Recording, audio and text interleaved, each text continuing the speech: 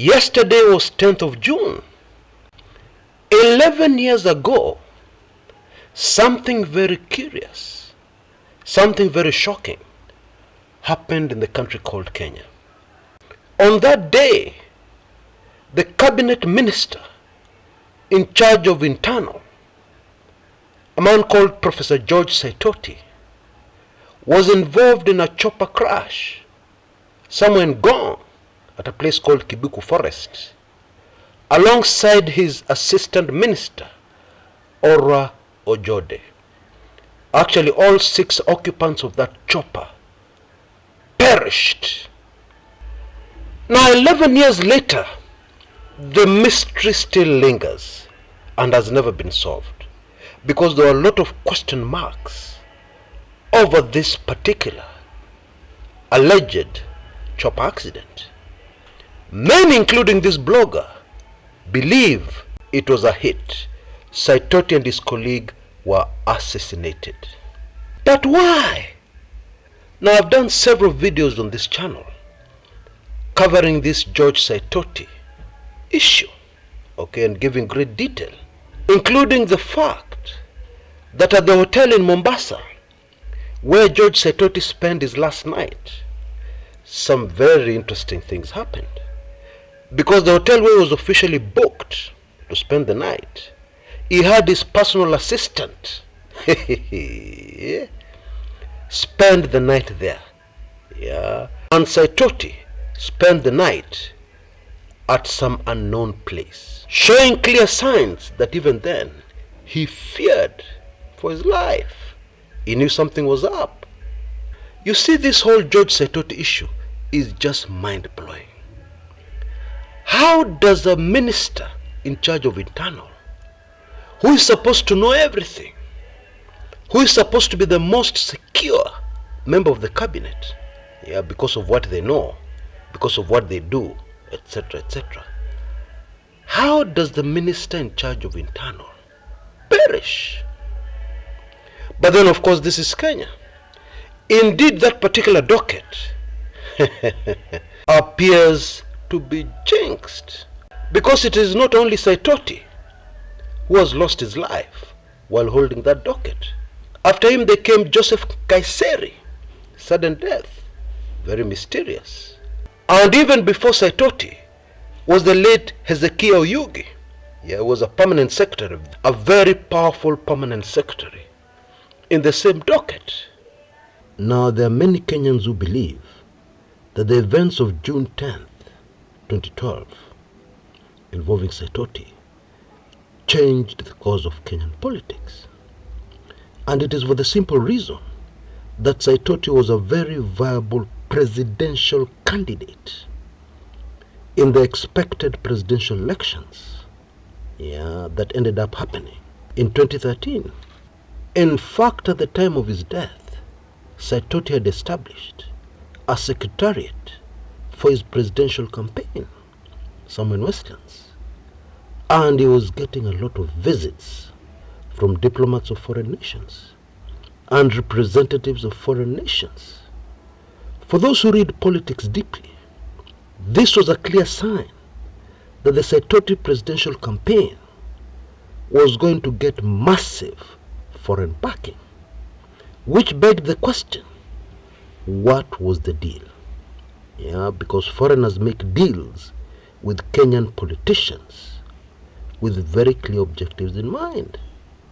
It is never done for the sake of just doing it, or just because they like you. No, there's usually a very clear objective. And some are pointing to the ICC cases, manenos, involving various Kenyan politicians, including current President William Samoei Ruto, over the events that occurred in 2007 and early 2008 after the presidential elections of that year. You can check out my videos for more information. I don't repeat myself.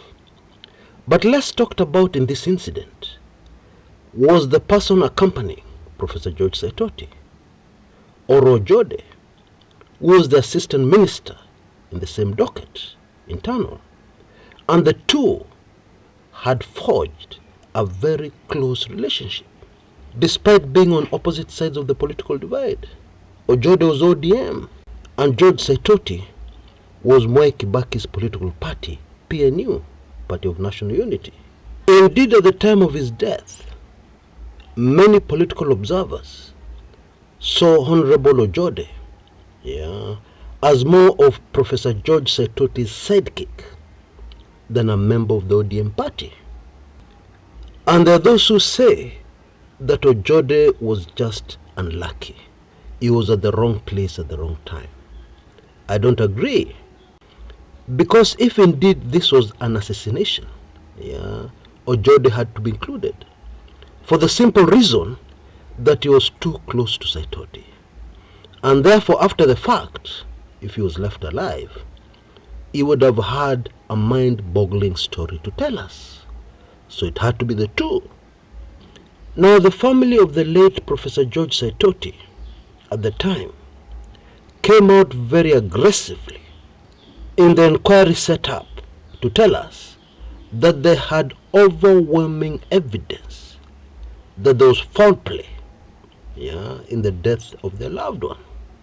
But then you really don't want to be in this position against the government, any government, because especially the Kenyan government has a history of exhausting those who are seeking damages or those who are seeking to accuse them of anything, or those who are seeking justice.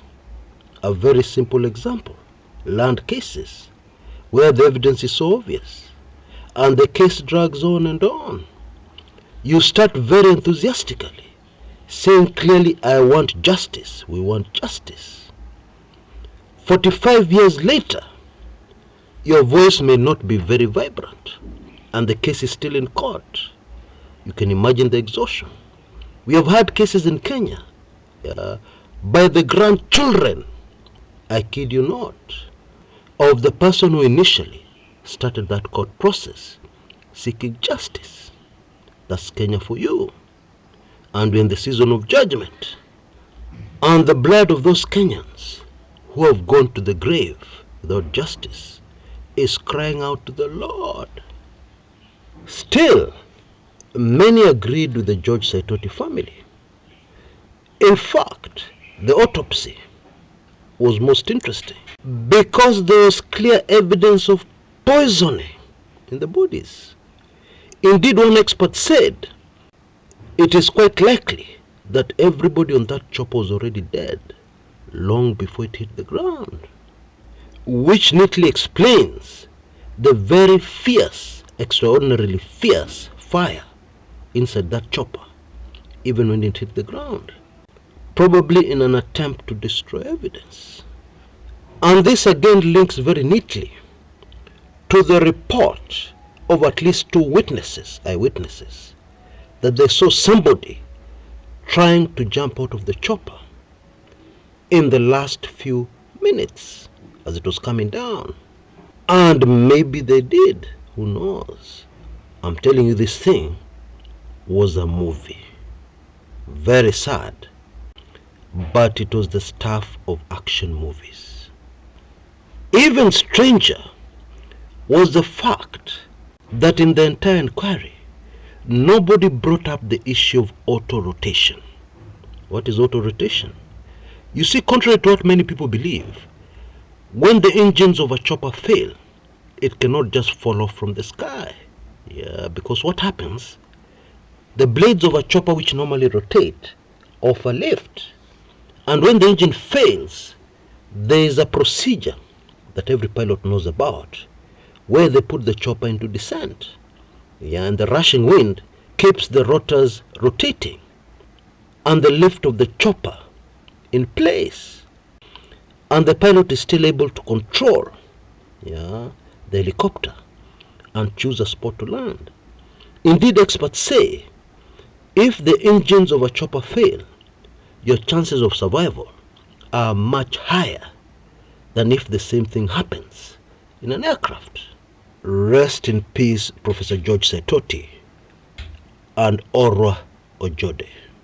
More so, because in this season of judgment, as your blood cries out from the ground to Almighty God for justice, justice will definitely come in the end. So if you have come this far in this video, congratulations.